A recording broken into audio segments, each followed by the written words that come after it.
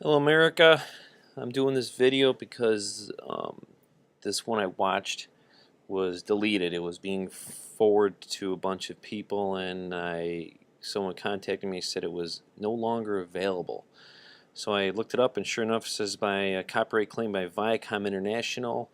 I feel this video was very important to watch. It was done by Comedy Central. Right here, The Daily Show with Jon Stewart.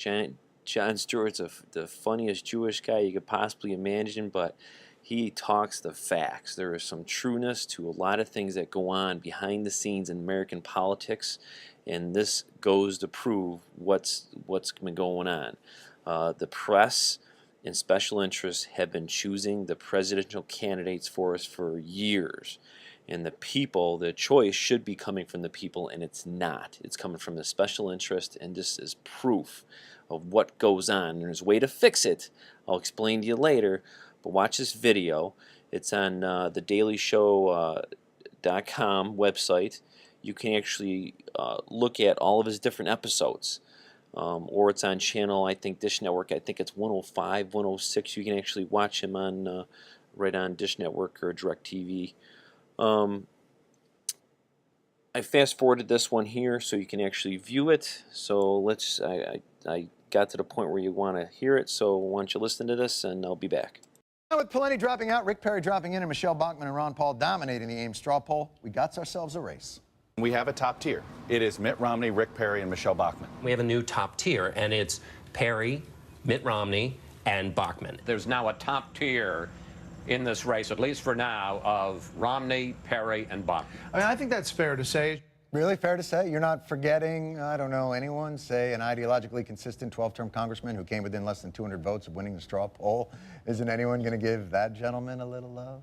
There's a top tier now of Bachmann and Perry and Romney, and, you know, we haven't mentioned, and we should. Thank you. We haven't mentioned, and we should, Rick Santorum, who did really surprisingly well for the amount of money and resources he had. Rick Santorum? He didn't get half of what Ron Paul got. He lost to the guy who lost so bad he dropped out of the race.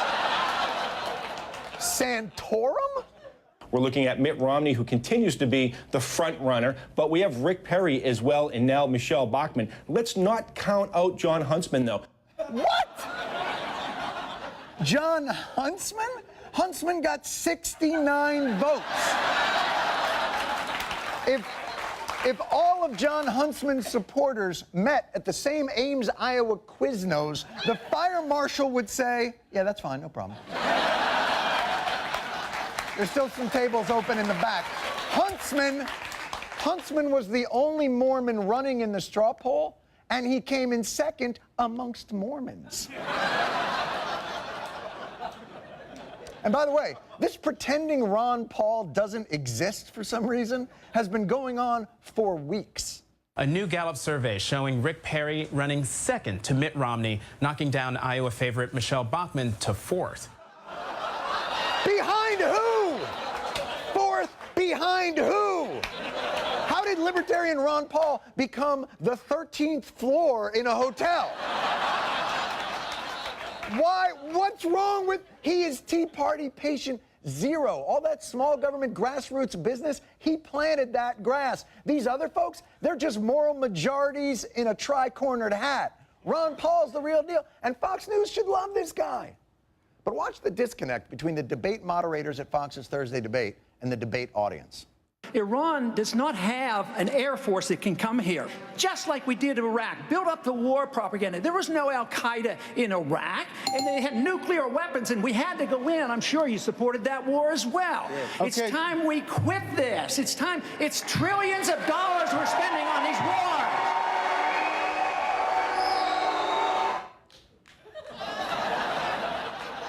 What's with the smirk and the eye roll? The guy gives it, the crowd goes nuts, and you do one of these.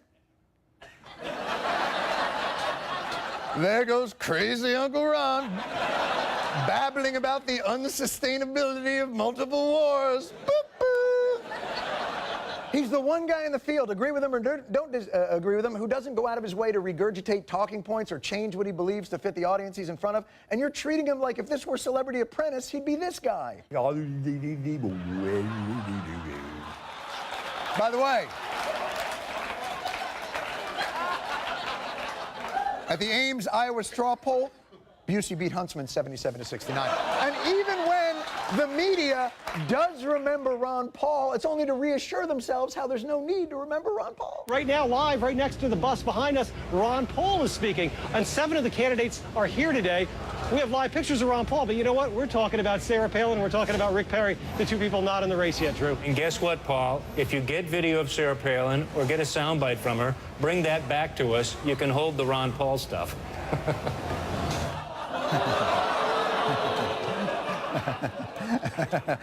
Right? I mean, that guy, right? We'll be right back. TheDailyShow.com, full episodes.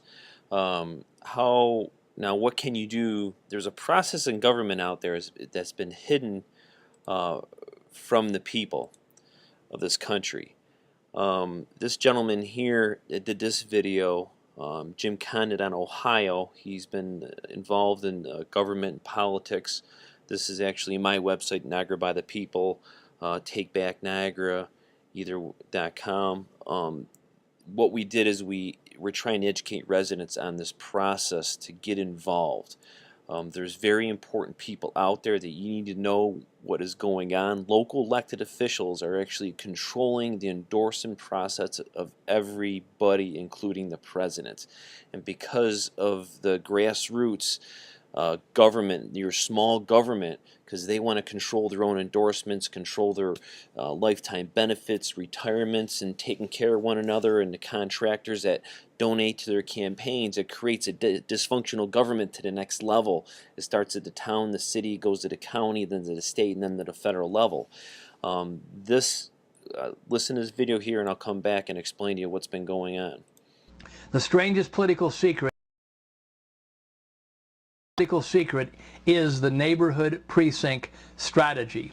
We see the candidates, but where do the candidates come from? 95+% of the time, probably 99% of the time, the candidates who win at the May prime or the spring primaries are endorsed by the Republican and Democratic Party.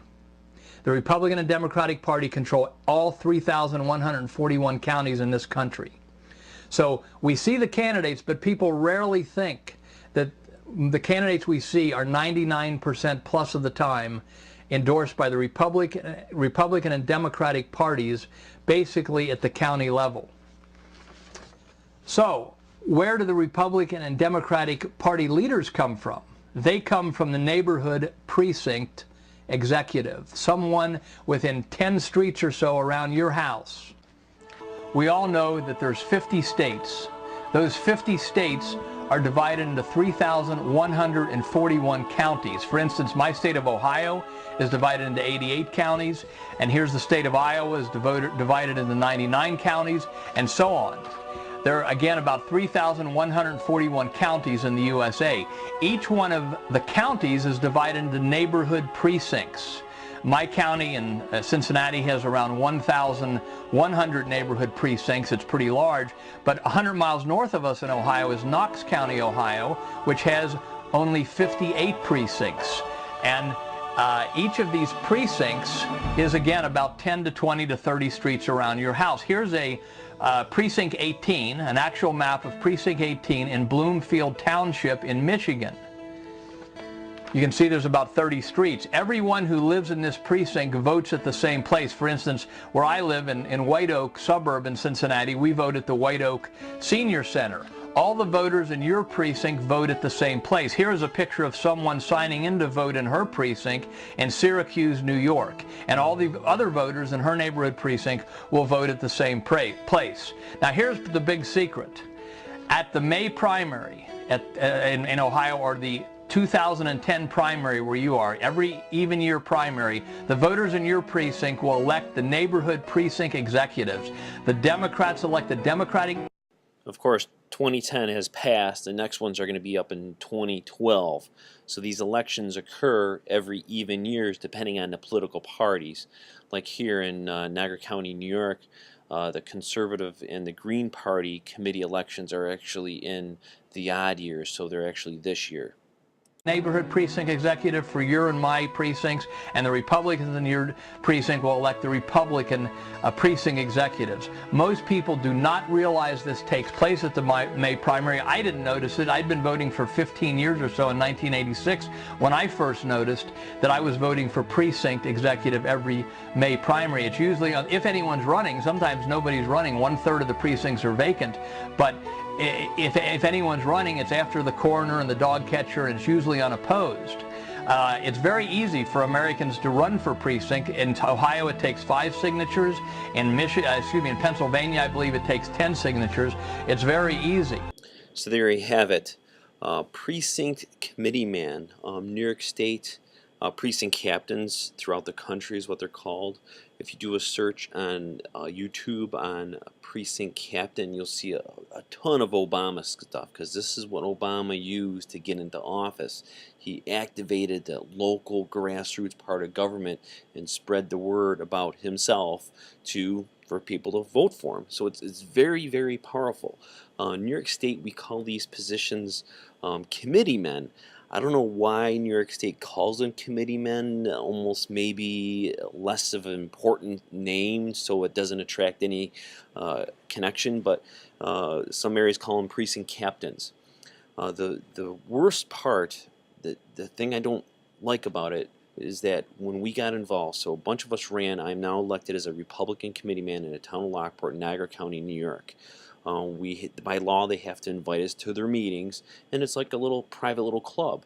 But one thing I don't like is you see contractors, other elected officials, friends of elected officials, and people that they placed on planning boards, zoning boards to do their will. So they in turn say, well, we'll get you this job, but you have to do this for us. And they've gone to the point of saying to residents, to get on the committee, you have to be approved by them to get on it, which is a total lie. To be a committee person, all you got to do is circulate a petition in your neighborhood, get your 5 to 15 signatures, turn them into the Board of Elections, and you're on the ballot. If you run for a vacant area, a district, you actually are in instantaneous. It's been there, but nobody knows it even exists.